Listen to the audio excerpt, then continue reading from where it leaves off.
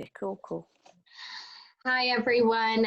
Today we're going to be speaking to Abby Brooke, who is an old friend of mine, Abby. I think I've known you since about 2005, and it's always been Yeah. very lovely to hang out with you. And so thank you for taking the time to speak to us today.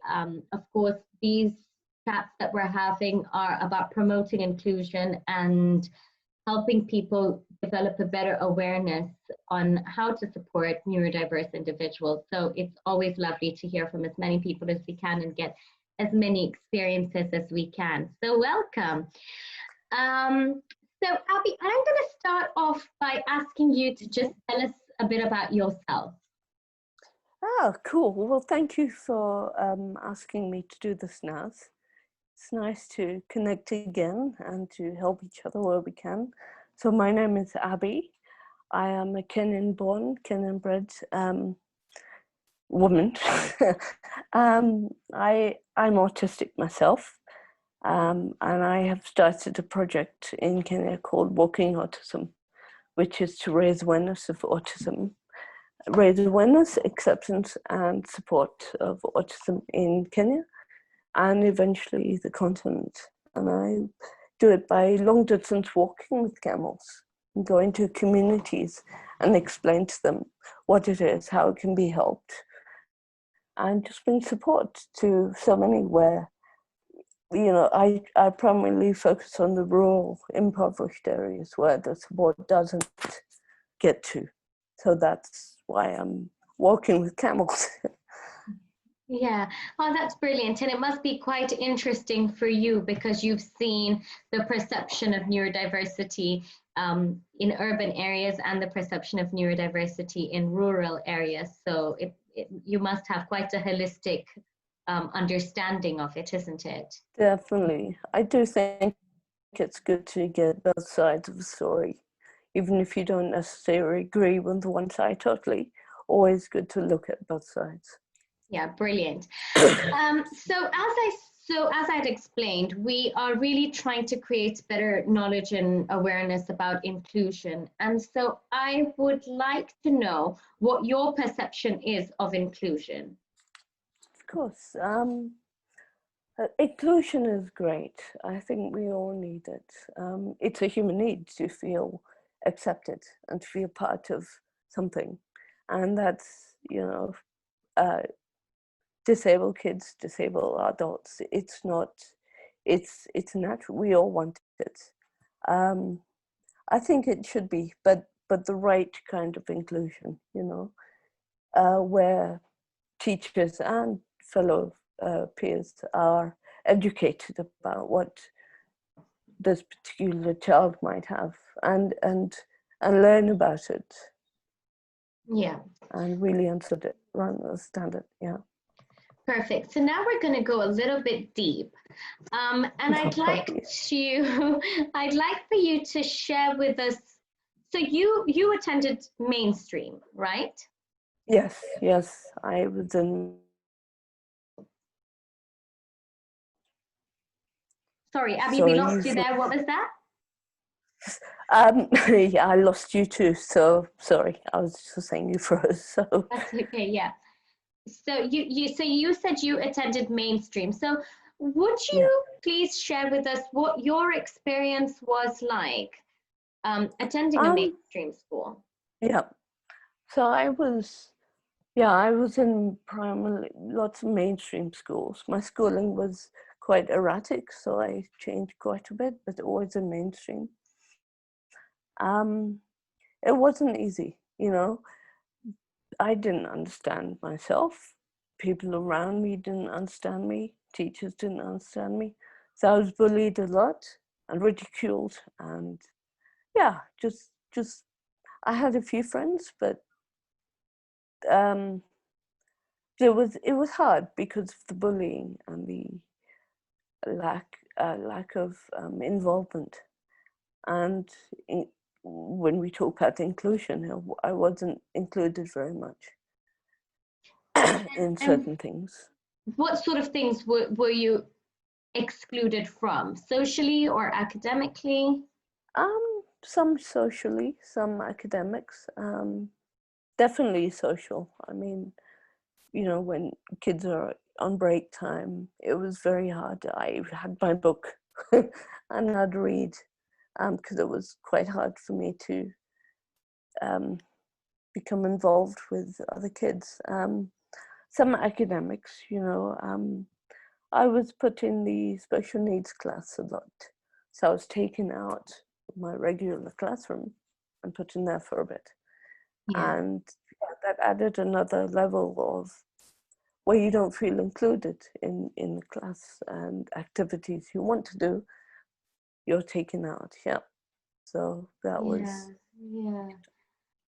Do you feel like your learning needs and your strengths were taken into consideration when you were at school, or what was that like No, for you?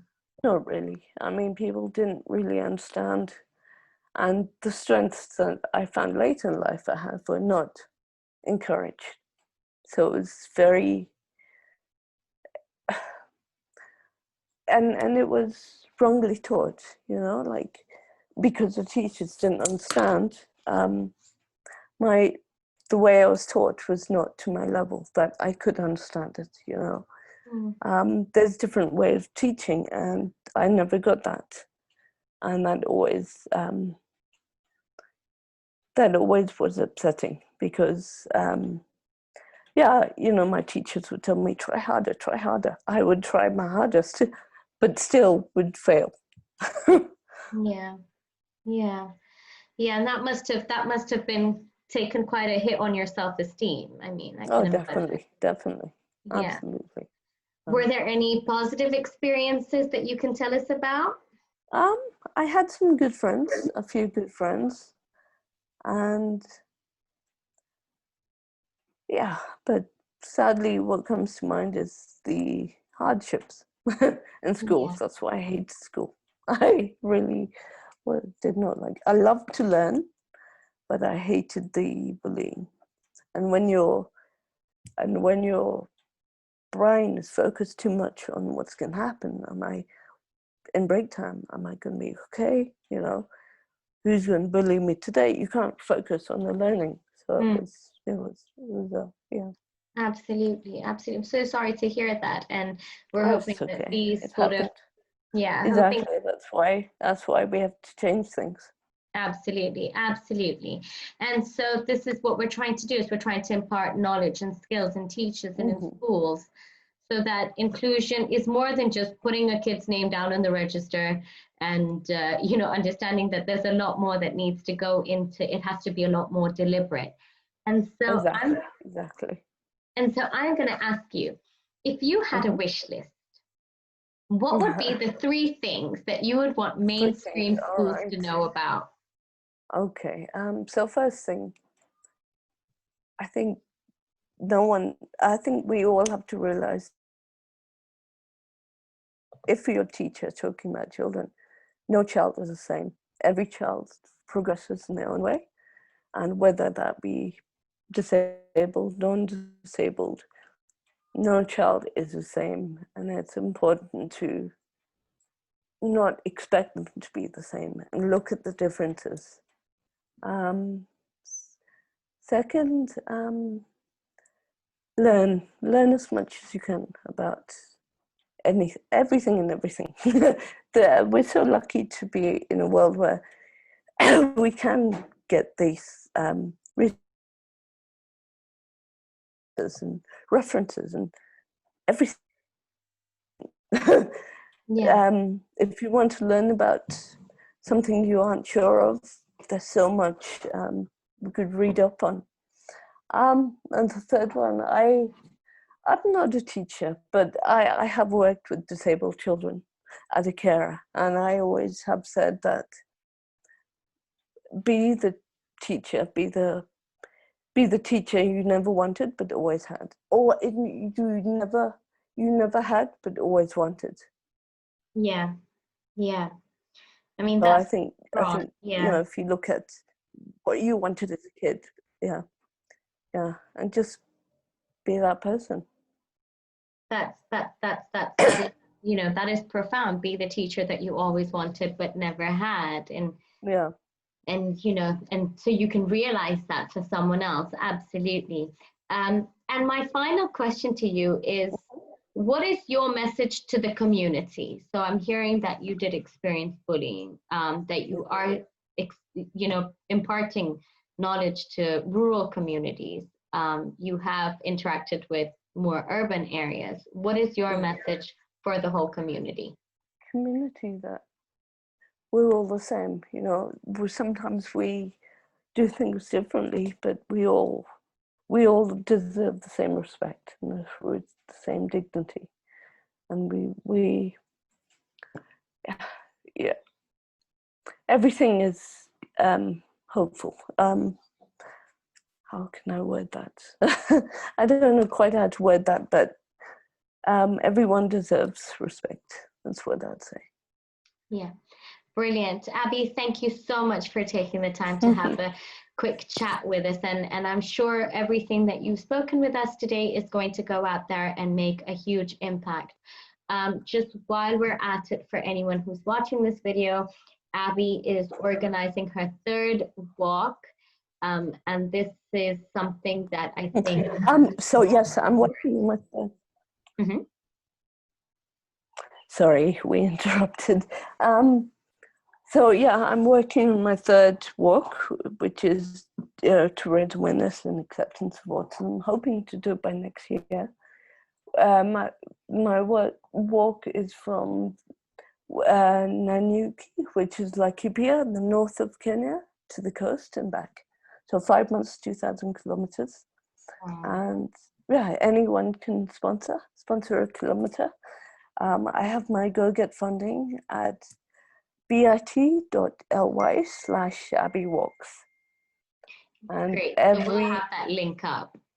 Yeah, every kilometer you sponsor goes into helping numerous families and numerous people I meet on the way. And yeah, so I think it's and how what would it cost for someone to sponsor a kilometer? I do have all the levels on the page, the Go-Get funding, which was the same email. I'm sorry, I don't have it up right now. So that's really okay. That's really okay. So look into that and support Abby and take away what Abby's spoken with us today and make a difference to the neurodiverse learners that you come across. Because as she said, everyone deserves respect and everyone deserves dignity. All right then. Have a nice day, everyone, and hope to see you soon.